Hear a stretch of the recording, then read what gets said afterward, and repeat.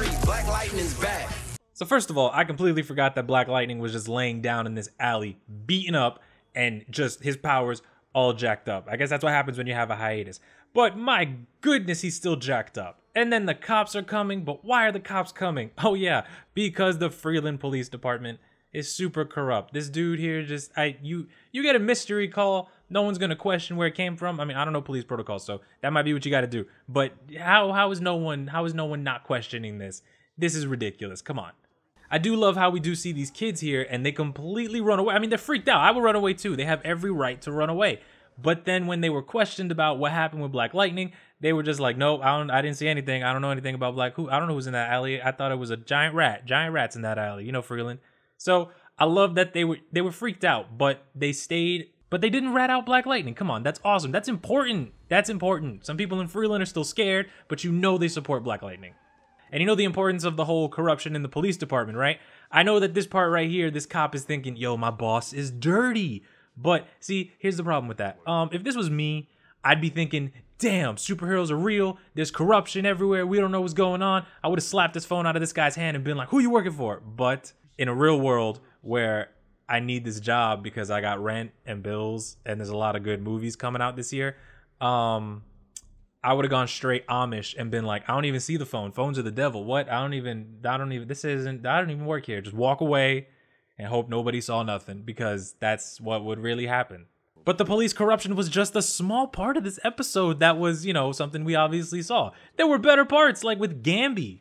They've been ramping up Gamby being all double-crossy this entire episode, and some people who don't know Gamby in the comics, maybe you're thinking, damn, Gamby might betray Black Lightning. And then especially after this, you're thinking, aw snap, Gamby is definitely gonna betray Black Lightning. I mean, look at this. He's talking with the Queen Bee herself, not Beyonce, the other one. And this is just dangerous. You know this is dangerous. This woman is doing like weird hoodoo stuff in this funeral home. I don't know what's going on here. She's bringing people back to life and shoving stuff in their body. This lady has some weird powers.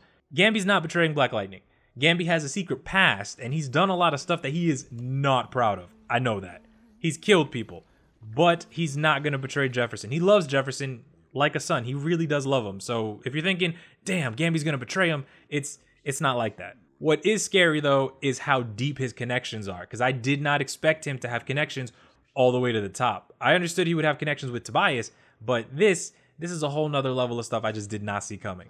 And speaking of stuff that I did not see coming, the brain scans, the stuff with the green light and then Jefferson's brain scans. This is kind of important, because why were the lights showing up in the same spot on a dude on green light and then a guy with metahuman powers? Is it possible that green light is turning people into like temporary metahumans, so their brain scans are showing up the same way? They had super strength. You saw in the last episode where they just flung that cop over that cop car. That was terrifying. Okay, if that was me, somebody flings me over a car, what you do, especially if it's dark, just roll away into the shadows. Don't even get up and be like, what the F just... No, just roll away. Just roll your happy ass away into the shadows, and you don't even need the car anymore, right? Cardio. Just we got Uber, so just call one of them. If it's not that the green light is making them temporary metahumans, I mean, we've seen drugs in the DC universe. We've seen drugs give people metahuman powers before. You guys remember the Flash with all of their Velocity 6, 7, 8, 9-2 point whatevers. Drugs that made people speedsters. So it's possible this drug is just giving people temporary metahuman powers, and that's what it looks like when you scan a metahuman's brain, maybe.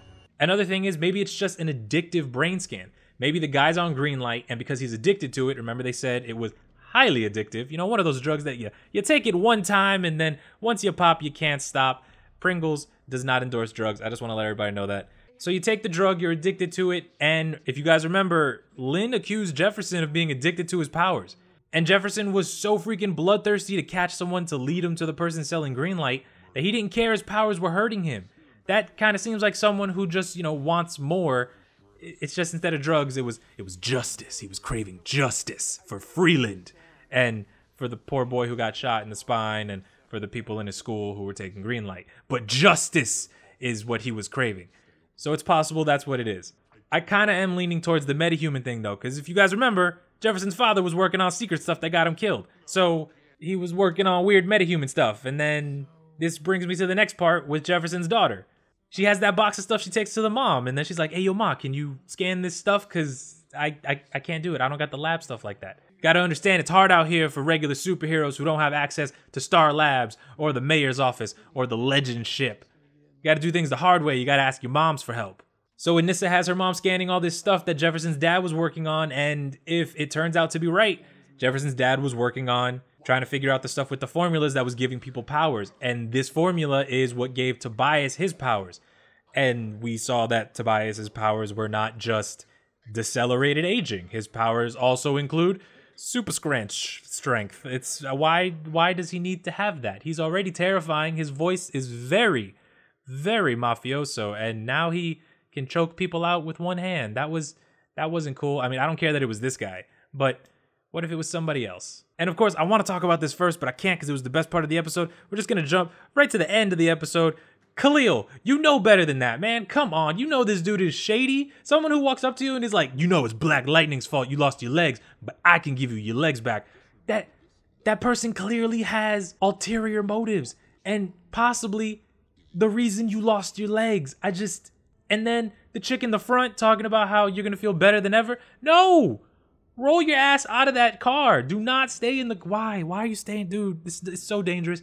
And you never know, Khalil. One day there'll be some weird attack on your Earth, and then you guys will have to cross over with the other people from the DC TV show, and then next thing you know, Felicity Smoke's like, I got a thing that fixes people's legs, so just hold... Why? He's gonna be evil, then he's gonna get killed, and he's never gonna know about Felicity Smoke and her magical spine-fixing device. But what I was not sad about, and a little bit sad about at the same time, was when Anissa went to go save her mom. Oh my gosh, just using her powers, and it was awesome. Anissa just freaking being amazing, being bulletproof. You guys see that she's still new to her powers, right? She kind of hurts some people when she tries to destroy that statue.